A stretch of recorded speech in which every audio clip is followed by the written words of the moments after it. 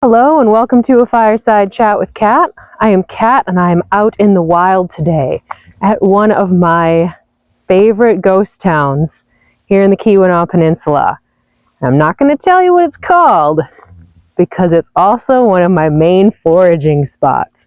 But if you're local, you'll be able to figure out where I am. Today we're going to talk about why having community in 2025, especially in the United States of America, it's a radical act to even attempt it. The odds are stacked against us.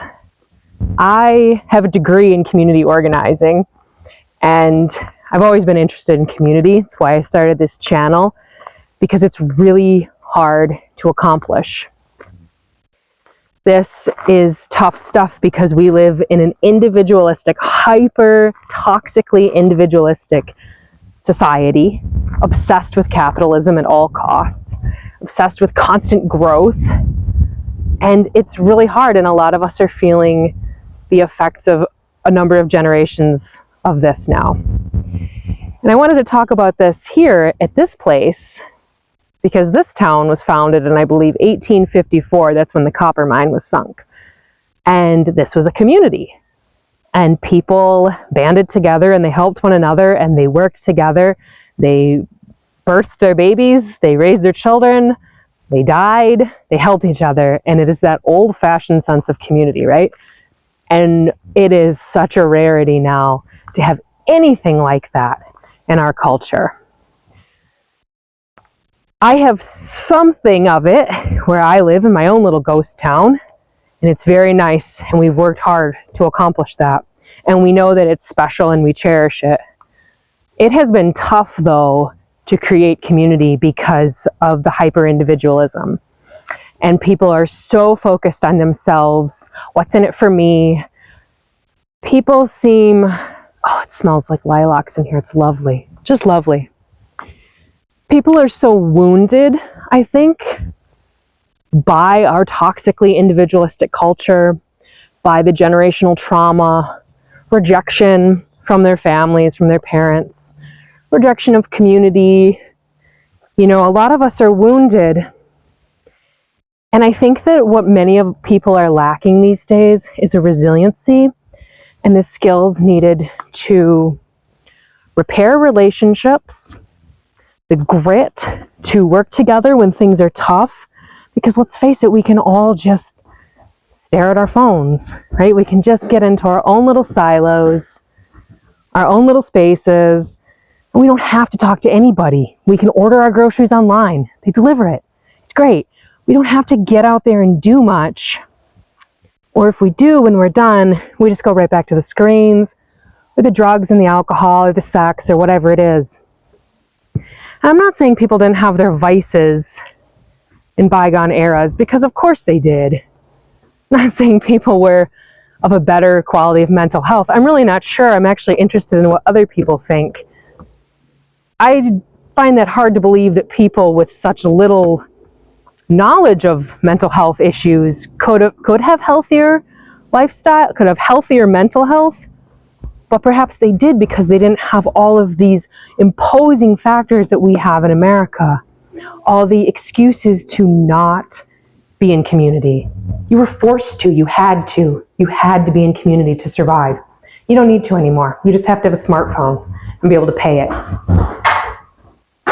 This is tough because a lot of people want a better society. We want that connection. We're starved for it. And I hear people say that to me all the time. And, you know, how can we get that? How can we do that? But what I see is when the going gets tough, a lot of people disappear. They don't want to have those hard conversations of how do we hash things out. They really just want to keep their own comfort. And I think that's a big part of the problem. So to radically shift out of that and say, you know what? I'm going to push for community. I'm going to push for connection with others. That's huge, and it stands out. And the people who are capable of it, they really do stick out to me. Because most people, it's all just lip service. Just giving you a little tour here. Here's the upstairs. Stop stomping, please. You can go up. I'm here with my girls today, and we're going to be foraging some mint because there is a lovely mint patch we found when we were foraging apples and plums last year.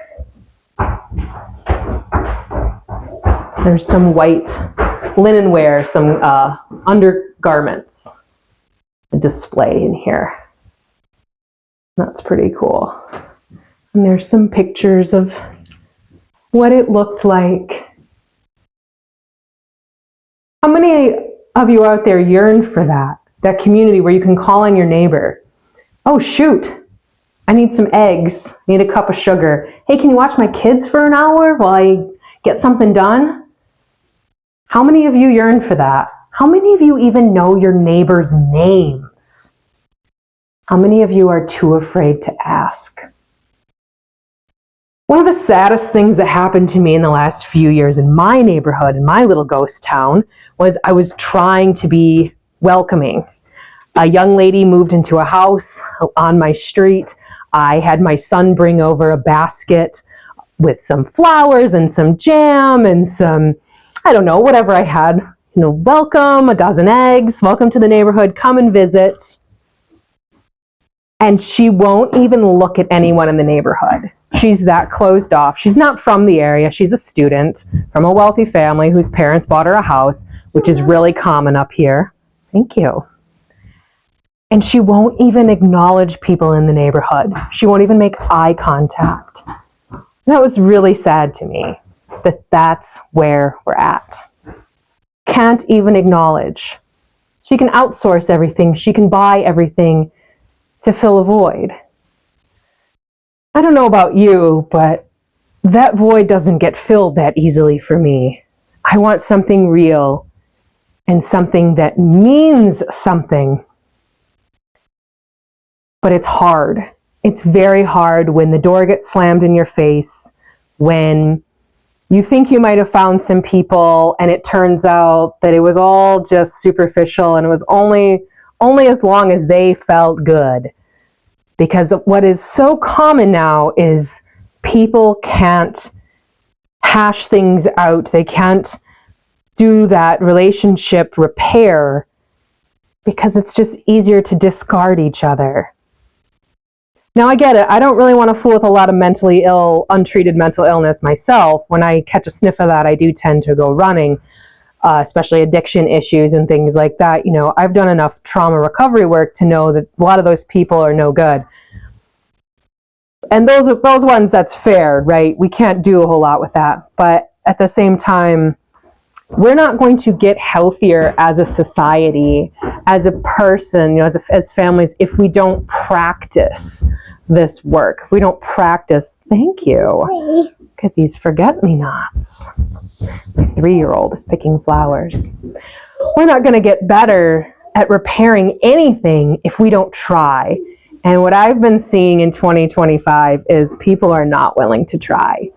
They will not give it a go. If it isn't easily served to them on a platter, no grit, no sweat necessary, just all tied up in a nice little package from Amazon delivered the next day. If it ain't that, they're not doing it.